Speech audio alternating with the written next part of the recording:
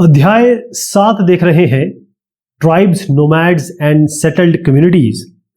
इसका मतलब है जनजाति, खानाबदोश और बसे हुए समुदाय। हम बात कर रहे हैं 8वीं शताब्दी से 18वीं शताब्दी के बीच में, यानी तकरीबन 750 से लेकर 1750 ईस्वी के बीच में। इसमें आपको दो भाग बहुत इंपॉर्टेंट याद रखने हैं जो आपके आते हैं। अगर एक टाइमलाइन में बना दूं तो 1200 से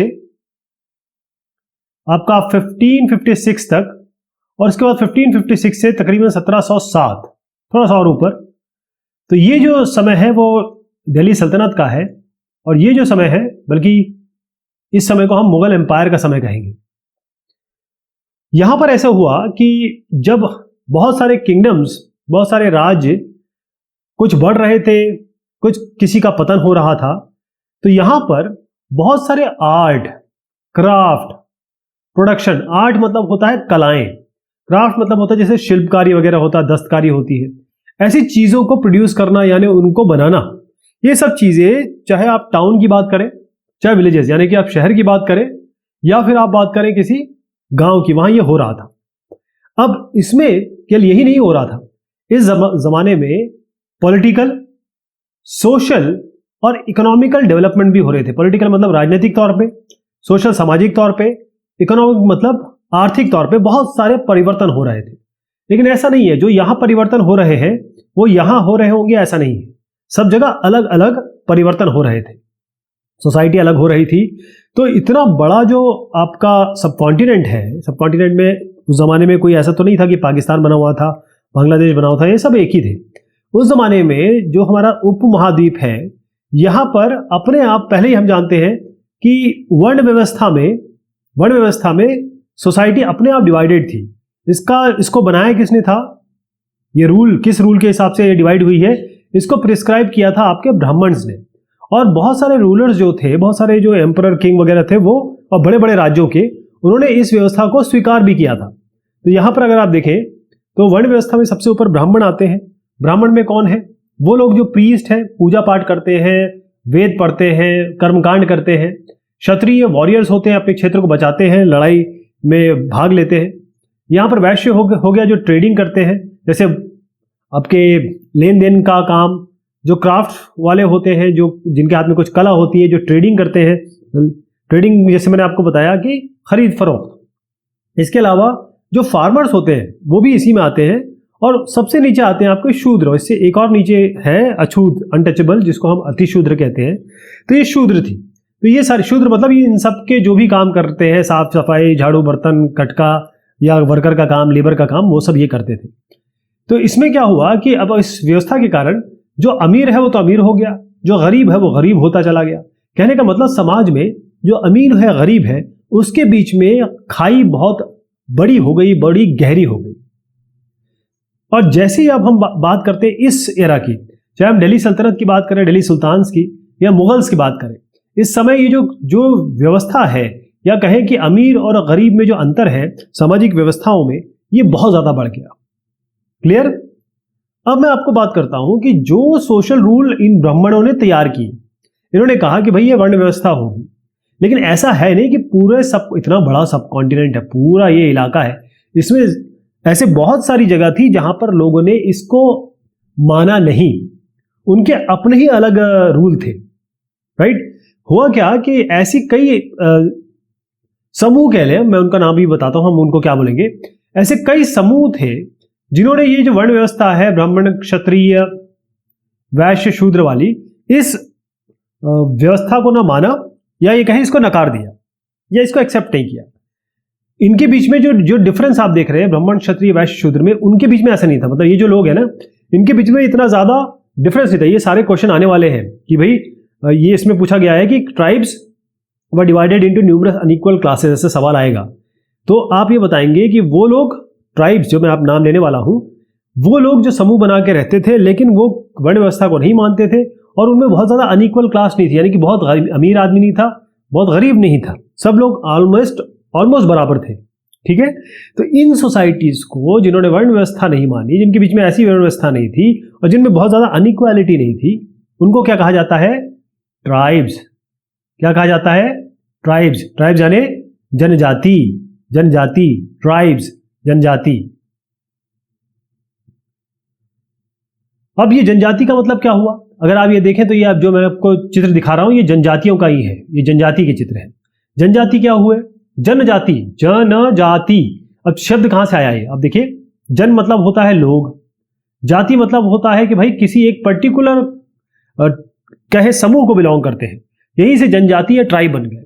लेकिन जो जनजाति के लोग होते हैं वो ऐसा नहीं, जैसे अगर आप अपने समाज में देख ले, आप जो यहाँ लोग रहते हैं आपके घर पे, वो बगल वाले घर पे हो सकता है आपके चाचा रहते हो, लेकिन उसके बगल वाले घर पे कोई हो सकता है कोई और रहते हो। लेकिन इसमें जो लोग रहेंगे वो आपस में रिलेटेड होंगे, किनशिप बॉन्ड्स, मतलब कोई चाचा, भतीजा, ताया, जेनियोलॉजी या उनके दादा परदादा, इस तरीके से ये आपस में ये रिलेटेड होंगे। आपस में सबके सब जितने भी आपको जनजाति के लोग मिलेंगे वो किनशिप बॉन्ड से यानी कि रिलेटेड होंगे। और सबसे इंपॉर्टेंट बात ये है कि ये लोग कैसे, अच्छा ये खाएंगे पिएंगे कहाँ से व्यवस्था करेंगे ये, क्योंकि ये लोग जो है अभी शब्द आएगा मैं आपको बताऊंगा, ये नॉर्मली दुर्गम क्षेत्र में रहते थे, यानी बहुत पहाड़ों पे जंगलों में इसमें रहते थे। तो इनका मेन खाने पीने का कैसी व्यवस्था करते थे? देखिए, एक तो आपका एग्रीकल्चर, ठीक है, एक ये हंटर गैदरर्स। एग्रीकल्चर मतलब खेती किसानी, हंटर गैदरिंग मतलब ये हंटिंग मतलब होता है शिकार, गैदरिंग मतलब होता है संग्रहण, और हर्डर्स। हर्डर्स मतलब क्या हुआ? हर्डर्स मतलब ये हुआ कि भाई आप पशु चारण कर रहे हैं, पशु को चरा रहे हैं। तो ये करते क्या थे, क्योंकि मैंने जैसे बताया ये लोग नॉर्मली जंगल या फॉरेस्ट में या फिर किसी माउंटेन में ऐसे दूर दराज के इलाके में रहते थे, तो वहां पर जो भी इनको नेचुरल रिसोर्सेज मिलते थे, जो भी नेचुरल रिसोर्सेज मिले, जिस भी जगह में रह रहे हैं वहां पर जो भी प्राकृतिक संसाधन इनको मिलते थे उसको बहुत भरपूर ये उपयोग करते थे, बहुत अच्छे से उपयोग करते थे, राइट। अब इन्हीं जनजातियों में कुछ लोग ऐसे थे, जैसे दो प्रकार के लोग थे। कुछ लोग ऐसे थे जो एक जगह से दूसरे जगह जाते थे, घुमंतु प्रजाति, मतलब कहीं ठहर के नहीं रहते थे, इनका कोई पक्का घर या ठिकाना नहीं था। लेकिन कई ऐसे थे जो रुक के रहते थे, मतलब एक ही जगह पे व्यवस्थित रहते थे, एक ही जगह पे रहते थे। और ये जो लोग हैं ट्राइबल ग्रुप, ये क्या करते थे, इनके पास मान लीजिए ये लैंड है, ये चारागाह है, ये लैंड हो गया, ये आपका पैस्चर्स हो गए। तो लैंड और पैस्चर जितने थे इनके पास, ये ट्राइबल ग्रुप अपने आप इसको कंट्रोल करता था, या कहे अपने आप इसका नियंत्रण करता था। सब लोग मिलकर नियंत्रण करते थे और इनके कुछ नियम थे, कुछ रूल्स थे। उसके हिसाब से, जैसे मान लीजिए इसको कितना मिलेगा, इसको क्या मिलेगा, इसको क्या मिलेगा, उस हिसाब से, जो रूल्स के हिसाब से ये डिवाइड भी करते थे इसको। क्लियर है? अच्छा, बहुत सारी ऐसी बड़ी ट्राइब्स हैं, बिग ट्राइब्स कहते हैं जिनको, बड़ी जनजातियां जो हैं वो पूरे इसमें फैली हुई थी, पूरे हमारे सब कॉन्टिनेंट में, हमारे जो उपमहाद्वीप है उसमें फैली हुई थी। जैसे मैंने बताया ये रहती कहाँ थी, यहाँ क्लियर लिखा हुआ है, ये फॉरेस्ट में रहती थी, हिल्स में रहती थी, डेजर्ट में रहती थी, यानी वो ऐसी जगह जहां पर रीच बहुत मुश्किल हो। तो फॉरेस्ट जंगल आपका, हिल्स हो गया पहाड़ी इलाका, डेजर्ट मतलब हो गया आपका जो मरुस्थल होता है, और वो जगह जहां पर पहुंचना बड़ा मुश्किल होता है। अच्छा, होता ये था कि क्योंकि अब जनजाति जे कर देता हूं, और आप मान लीजिए जो वर्ण व्यवस्था को मानने वाले वो सोसाइटी हो गई, तो वर्ण सोसाइटी कह देता हूं मैं, ठीक। इनके बीच में क्लैश होता रहता था, क्योंकि ये तो नहीं मानते वर्ण व्यवस्था को, ये लोग मानते थे, तो ये लोग के बीच में क्लैश होता रहता था। बहुत ज्यादा नहीं, लेकिन होता तो रहता था। लेकिन होता यह है कि जो कास्ट बेस्ड है, ये कास्ट बेस्ड है, मतलब ये वर्ण व्यवस्था मानते थे, ब्राह्मण क्षत्रिय वैश्य शूद्र वाला, और ये ट्राइबल सोसाइटी से, जनजाति है, अपना आराम से रह रहे हैं, अपने जंगल में रह रहे हैं, खुश है ये। इन लोगों के बीच में बहुत सारी चीजें का आदान प्रदान भी होता था, यानी कि डाइवर्स नीड। डाइवर्स नीड का मतलब होता है कि कई चीजें ऐसी थी जो ये लोग ही पैदा कर सकते थे, ये लोग ही जमा कर सकते थे, ये लोग नहीं कर सकते थे। कई ऐसी चीज है जो यही पैदा कर सकते थे, ये लोग नहीं कर सकते थे। तो थोड़ा सा विद्वेष तो था दोनों में, लेकिन साथ में एक दूसरे के परस्पर ये निर्भर भी थे। क्लियर हो गया? ओके। अब आपको जो मैं बताने वाला हूं बहुत इंपॉर्टेंट चीज है, वो कौन कहां रहता है, कौन कहां कहां पाया गया, वो बहुत आपको याद रखना है इसको, ठीक। क्योंकि हमें क्या है ना कि जितनी भी, मान लीजिए दिल्ली सुल्तान के बारे में अगर जानकारी लगाना है तो इंस्क्रिप्शंस बहुत सारे थे, अभिलेख बहुत सारे थे। हमें मुगल साम्राज्य के बारे में, मुगल एम्पायर के बारे में पता करना है तो बहुत सारे, जैसे अकबरनामा लिखा हुआ था, लिखित दस्तावेज बहुत था, यानी रिटन डॉक्यूमेंट बहुत ज्यादा था। लेकिन जहां पर हम इनकी बात करते हैं जनजातियों की, ये लिखत पढ़त तो नहीं थी ना, इनमें से किसी ने लिखा, ठीक है। जब लिखा ही नहीं, जब लिखत पढ़त हुई नहीं, तब क्या करेंगे? तो इन्होंने क्या किया, जैसे एक जनजाति वाला आदमी है, ये है, तो ये जैसे आप हैं, आपके पिताजी ने आपको मौखिक तौर पे, ओरल जितने भी इनके ट्रेडिशन है, जो भी इनके कस्टम है, जो भी इनकी संस्कृति, जो भी इनकी व्यवस्था है, वो आपको मौखिक तौर पे बता दी गई, मौखिक तौर पे बता दी गई। और इनको किसने बताई? इन्होंने बताई। तो इस तरीके से यहाँ पर लिखा हुआ है pass down to each new generation, मतलब हर एक जनरेशन को मौखिक और वाचिक तौर पे बोल के ये आगे जनरेशन बढ़ाएगी। ठीक है, इस तरीके से जो ये बोली गई चीजें हैं वो ट्राइबल हिस्ट्री में वही जो हिस्टोरियंस हैं, जो भी हिस्टोरियंस आपको दिखते हैं, वो उसी ट्राइबल हिस्ट्री को कैसे बना पाते हैं, क्योंकि जो ओरल ट्रेडिशन चले आ रहे हैं, बोलने वाला ओरल ट्रेडिशन से ये चला आ रहा है। ओके, अब हम बात करते हैं कौन सी कहां पर थी। सबसे ऊपर आ जाइए, मैं एक एक करके दिखाऊंगा। पहले आपको बताऊं, ये पंजाब में खोखर ट्राइब थी। खोखर यहां पर है, दिखाऊंगा अभी आपको। पंजाब में खोखर ट्राइब थी, ये बहुत इन्फ्लुएंशियल, प्रभावशाली थी 13वीं और 14वीं शताब्दी में। इसके बाद आए गक्खर, और ये इंपॉर्टेंट बन गए, इतने इंपॉर्टेंट बन गए कि इनके जो चीफ थे कमाल खान गक्खर, इनको जो ये साहब जो दिख रहे हैं, कौन है ये है हमारे अकबर साहब है। तो ये अकबर जो है ना, इन्होंने किनको ये कमाल खान गक्खर को क्या बना दिया? मनसबदार बनाया था, इतने पावरफुल हो गए थे। ठीक है, तो अब मुल्तान और सिंध में क्या थे? मुल्तान सिंध जैसे आज तो पाकिस्तान में है, लेकिन उस जमाने में तो सब कॉन्टिनेंट का पार्ट था। तो मुल्तान और सिंध में लांघा और अरघुन, चलिए मैं आपको और बलोच भी है यहाँ पे। बलोच भी यहाँ पर एक प्रजाति है, बलोच भी बहुत पावरफुल, बहुत बड़ी प्रजाति थी इसकी यहाँ पर नॉर्थ वेस्ट में। पहले आपको दिखा देता हूं कहां कहां कौन कौन है। चलिए, सबसे पहले मैंने आपको क्या बताया? गक्खर। यहां पहले बताया खोखर 13वीं 14वीं शताब्दी में, फिर आए गक्खर, कमाल खान गक्खर, वो उनका नाम मैंने लिया। फिर आए हम यहाँ बलोची, फिर ये अरघुन और लांगास, मुल्तान सिंध, और बलोचिस्तान में जो आज का बलूचिस्तान है। तो अगर आप देखेंगे कि ये बहुत बड़ी ट्राइब थी, मैं बलोच ट्राइब की बात कर रहा हूं। मैं जो बलोच ट्राइब है बहुत पावरफुल थी, और ये जो ना अलग अलग कुल में बटे हुए थे। जैसे बलोच ट्राइब है ना, तो अलग अलग कुल में बटे हुए थे, और हर एक कुल का एक चीफ होता था, एक सरदार होता था। अगर मैं वेस्टर्न हिमालय की बात करूं, इस जगह की बात करूं, तो वेस्टर्न हिमालय में आपकी एक ट्राइब थी जो थी गड्डी गडरिया जो ट्राइब थी, उनका मेन ये था कि वो शेपर्ड ट्राइब थी। शेपर्ड मतलब वो ये होते हैं कि जो ये आपके बकरी और ऊन वाले जो शीप होते हैं उनको चलाते थे। ठीक है, ये हो गए। अब आप जरा नॉर्थ ईस्टर्न पार्ट में आ जाइए, इस जगह पे आ जाइए। यहां पर कौन से हो गए? अहोम और नागास। क्लियर है? चलिए ये भी दिखा देता हूं आपको। आइए यहां पर अब क्या बात हो गई हमारी? ये अहोम नागास यहाँ के हो गए, बलोच यहाँ के हो गए। और गड्डी भी यहाँ है, इसमें लिखा नहीं हुआ है, लेकिन गड्डी आप यहीं पे मान लीजिए, इसको वेस्टर्न हिमालय बताया जा रहा है। उसके बाद थोड़ा सा नॉर्थ ईस्टर्न पे हम नागा और अहोम, इनके बारे में हम अलग से बात करेंगे, मतलब बहुत डिटेल में बात करेंगे। अब आइए आप यहाँ पर चेरोज, ये जो चेरोज, ये आप देख रहे हैं चेरोज, अहोम ट्राइब ये है, ये अहोम ट्राइब है। ये जो चेरोज थे, ये आपको कहाँ पाए जाते हैं? चेरोज ये आपके पाए गए कहाँ पर, या कहाँ पाए जाते हैं? ये है बिहार और झारखंड में। तो ये जो चेरो है ना, ये चेरो जो है ये 12वीं शताब्दी में बहुत जबरदस्त उभर के आए, 12वीं शताब्दी में। लेकिन जो ये राजा मानसिंह है, ये कौन है? राजा मानसिंह एक बहुत पावरफुल मुगल के अंडर में थे। तो इन्होंने क्या किया? इन्होंने अटैक किया किन पे? चेरोज पे, और इनको हरा दिया। इनको हराया, अकबर के बहुत बड़े फेमस जनरल हुए, कौन साहब? राजा मानसिंह। इन्होंने इन चेरोज को, क्योंकि बहुत ऊपर आ गए थे, बहुत पावरफुल हो गए थे, इनको हरा दिया।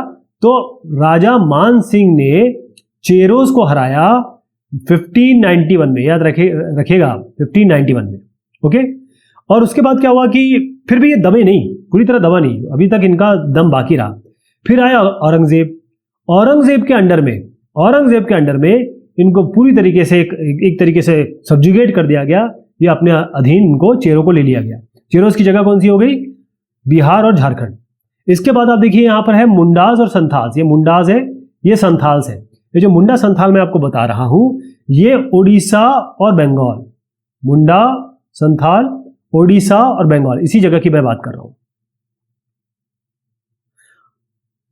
अब महाराष्ट्र और कर्नाटका में कौन से? कोलीज। अब देखिए ये कोलीज आप देख रहे हैं, महाराष्ट्र और कर्नाटका, ये कोलीज हो गए। इसके अलावा कोलीज हो गए और ये बिराड़, और आपको यहां थोड़ा सा देखिए, ये कोलीज हो गए यहां पर, और ये बेराड़। कौन कौन से हो गए? कोलीज और बेराड़। कहां पर हो गए? ये आपके महाराष्ट्र और कर्नाटका में। अच्छा, कोलीज गुजरात में भी, यहां भी देखिए जो कोलीज है वो गुजरात में भी है, गुजरात में भी है। इसके अलावा साउथ में चले जाए यहाँ पे तो आपको क्या क्या दिखाई देगा? साउथ में चले जाएंगे तो आपको कोरागास, वेतर्स, मारवाड़, ऐसे बहुत सारे हैं यहाँ पर साउथ में आ जाते हैं। साउथ में देखिए ये कोरागास, ये वेतर्स, और यहाँ पर आपका मारवार्स, ये हो गए। इसके बाद आप वेस्टर्न और सेंट्रल इंडिया में आइए, यहाँ पर ये बहुत इंपॉर्टेंट है भाई, ये वाला वेस्टर्न और सेंट्रल इंडिया में आ जाइए। यहां पर आपको मिल रहे हैं भील। भील कहां हो गए? वेस्टर्न और सेंट्रल इंडिया। अच्छा, जो 16वीं सेंचुरी की मैं बात करूंगा तो ये जो भील हुए लेट 16वीं सेंचुरी, 16वीं शताब्दी में, ये बहुत सारे भील जो है जनजाति तो थे, लेकिन ये बहुत सारे एग्रीकल्चरिस्ट हो गए, फार्मर्स हो गए, और इनमें से कम बहुत सारे तो जमींदार भी हो गए, जमींदार भी बन गए। ओके, लेकिन फिर भी बहुत सारे लोग इसमें ऐसे रहे भील प्रजाति में या भील जनजाति में, जो लोग फिर भी हंटर गैदर ही बन के रहे। अब आज के अगर आप देखेंगे कि छत्तीसगढ़ को ले लीजिए, ये छत्तीसगढ़, मध्य प्रदेश, महाराष्ट्र और आंध्र प्रदेश, यहां पर है गोंड। ध्यान रखिएगा, ये गोंड को हम बहुत डिटेल में पढ़ने वाले हैं। अहोम और गोंड को हम बहुत डिटेल में पढ़ेंगे। ये गोंड है, देखिए पूरा गोंडवाना रीजन है। कौन सा रीजन है ये? छत्तीसगढ़, मध्य प्रदेश, महाराष्ट्र, आंध्र प्रदेश। छत्तीसगढ़, मध्य प्रदेश, महाराष्ट्र, आंध्र प्रदेश, गोंड, ध्यान रहेगा।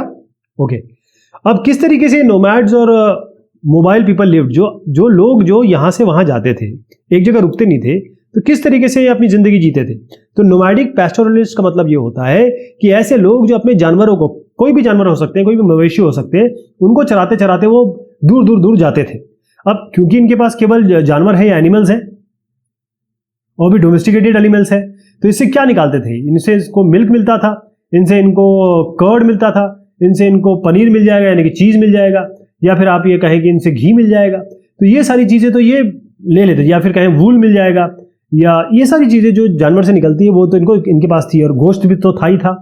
तो ये क्या करते थे कि जैसे ये तो नोमैडिक है, या ये कहें नोमैडिक पैस्टोरलिस्ट है, और जो सेटल्ड लोग थे उनके साथ ये विनिमय करते थे, यानी इनके साथ एक्सचेंज करते थे। इसको हम कहते हैं बार्टर सिस्टम। यानी कि होता ये था कि ये इनके पास क्लॉथ होता था, जो अगर गांव या शहर में है उनके पास कपड़ा होगा, उनके पास कोई बर्तन होंगे, यूटेंसिल्स होंगे, और भी प्रोडक्ट होंगे, या कहीं ग्रेन होगा, खाने का दाल चावल, दलहन तिलहन। तो ये लोग क्या कहते थे, अपनी सारी चीजें देते थे, और यहां से ये लोग इनसे लेते थे, यानी कि इसी तरीके से जीते थे, यानी बार्टर सिस्टम, आदान प्रदान की करके ये लोग अपनी जिंदगी जिया करते थे। अब बंजारास के बारे में बहुत इंपॉर्टेंट यहाँ बात बताई गई है। बंजारा भी एक नोमैडिक ट्राइब है। नोमैडिक मतलब यहां से वहां जाती रहती है, और इनके जो कारवां थे, यहाँ पर भी दिया, यहाँ पर भी दिया, तो दोनों को मिला के बताता हूं मैं। पहले बता दूं कि एक पीटर मुंडी नाम के साहब हुए, ये इंग्लिश ट्रेडर थे, ये अपने आप में इंग्लिश ट्रेडर हुआ करते थे। तो इन्होंने बताया, जब ये बहुत शुरुआती 17वीं शताब्दी की बात कर रहा हूं, मतलब 1600 के आगे मान लीजिए, इन्होंने कहा कि भाई हमने देखा कि यहां टांडा क्या है? जब बंजारा एक जनजाति है, जब ये लोग निकलते थे इस ग्रुप में, इसको कहते थे टांडा, बंजारे के ग्रुप टांडा। 14,000 से ज्यादा उन्होंने देखा कि बैल चल रहे हैं, 14,000 से ज्यादा बैल चल रहे हैं, और वो जो बैल है उनमें लदा हुआ है ग्रेन, यानी कि आपका राइस और व्हीट, चावल और गेहूं लदा हुआ है। इसके अलावा कि ये क्योंकि मर्चेंट थे, खुद भी सौदागर ही तो थे ये लोग, तो ये क्या करते थे, एक जगह से चीज उठाते थे जो सस्ती है यहाँ, और वहां जाके बेचते थे जहां पर महंगी है, मतलब यहाँ चीप है, यहाँ पर थोड़ी सी एक्सपेंसिव है, फिर यहां से वो चीज उठाते थे जहां चीप है और यहाँ एक्सपेंसिव है। इस तरीके से ट्रेड किया करते थे। उसके बाद क्या होता था कि एक जगह, जैसे यहाँ पर ऑक्स है इनका बैल, तो उसको यहाँ पर उनका सामान उतारते थे और नया सामान चढ़ा देते थे, और फिर इनको फ्री छोड़ देते थे। कहाँ के लिए? इसको कहते हैं चारागाह, या कहे पैस्चर्स। वहां पर आके इनके जो ऑक्स है वो अपना खाना पीना करते थे। यहां पर जो इनकी ट्राइब देख रहे हैं आप, या ये जो कहे टांडा, इसमें 600 से 700 लोग करीब हो सकते थे, 600 से 700 लोग, और ये 6 से 7 माइल थोड़ा किलोमीटर से बड़ा होता है, उतना चला करते थे।